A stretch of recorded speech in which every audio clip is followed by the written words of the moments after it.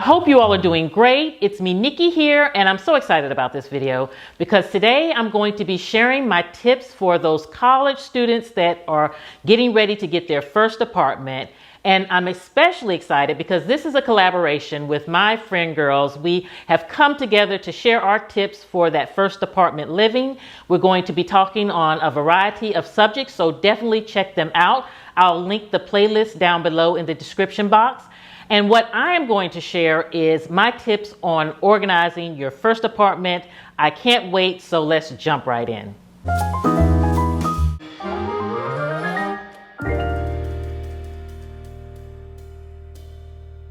So friends, let's set the tone right. Getting your filing system in order before you even start buying a bin or a basket, and having something that's very compact and simplified, such as this right here, which is a simple, narrow hanging file. You can even use a binder, and there's 5 core files you want. You want a home file for keeping a copy of your lease. You can also keep your spare keys in this. Anything that relates to your apartment or home life, that's where you want to keep this information. The next file is for your finances. This is where you want to keep a copy of your taxes and your bank information and all of those things. In our collab, we have Carrie who's going to give you more details on budgeting, so definitely check out her video also. But you definitely want to have a finance file. Now the next one is for vital records, such as your birth certificate and your passport, all those things that you're going to need throughout your life. You want to have it in one place in your new apartment and home to make it easy to keep track of this information. The fourth file you want to have is a life file. This is where you keep everything such as your medical information, school or work information, or if you have pets, you keep their information in there. Anything that relates to your life, you know where to go. It's in one simple, compact file. And again, keep a lot of stuff digitally that you need to keep of bulk. And lastly, your active. This is where you come every week to handle those things that you need to do, such as pay a bill or anything that comes in would go into the active file. And that is a simple system to really get you started with a great practice in your new apartment.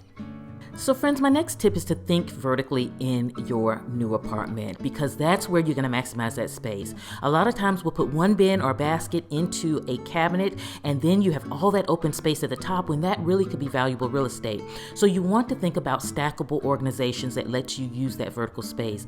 Now when you do that, you want to think of things that maybe have a pull drawer so that it's an ease of use. If you have something that's stacked, but you always have to lift everything off, that's not going to be convenient. And then from your day-to-day living, it's going to be stressful. It's not going to be a fun system to have. So think about incorporating something that is really not only user-friendly, but will totally maximize that vertical space. And that is one of the key things when you're organizing any space in your apartment you want to think about, is using all of that space in the air, even in your kitchen.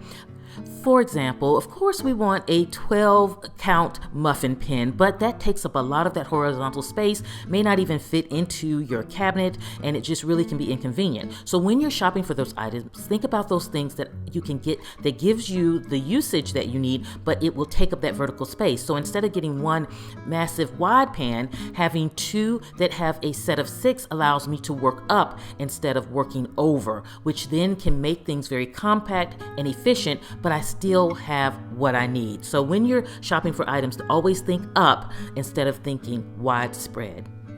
And lastly, with vertical space, you want to think about how can you store things on your counter vertically and save some of that cabinet space, such as having your mugs on the counter instead of having them in the cabinet. It's a great way to arrange your things. So friends, my next tip is to keep things mobile. The more that you can do that, you give yourself more flexibility in your space. These carts are such a great and affordable resource for that first apartment.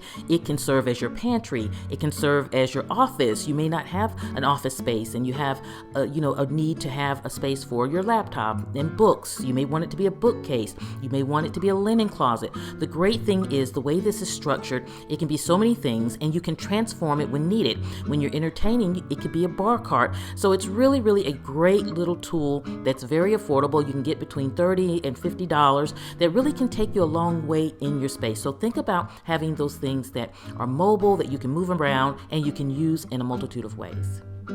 So friends, my next tip is to consolidate. You know, when you get your first place, it's probably not going to have the most space, so it's important to think out where to best put things. And taking one drawer and making it have multiple uses is really useful. You can have one drawer that has your kitchen linens and has your kitchen tools and your utensils and your coffee pods, and that is totally okay because it has a home. As long as your place have a home and it's in an efficient manner for how you work in the space, it totally works. It can be beautiful, it can be functional, and it really can save you a lot of space. And finally, friends, when you go into your first apartment, create an environment that works for you. It doesn't have to be what is established or what someone else says. Do what works for you.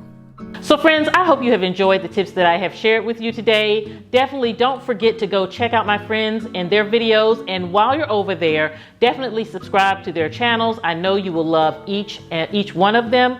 Also, for anyone who is new, I want to say welcome. I hope you will join the At Home with Nikki family. I share all things organization, decor, DIY. I love it all here. And so I would love to have you. Definitely click that subscribe button. Have a beautiful day, my friends. I will see you at the next video. And this is Nikki saying goodbye.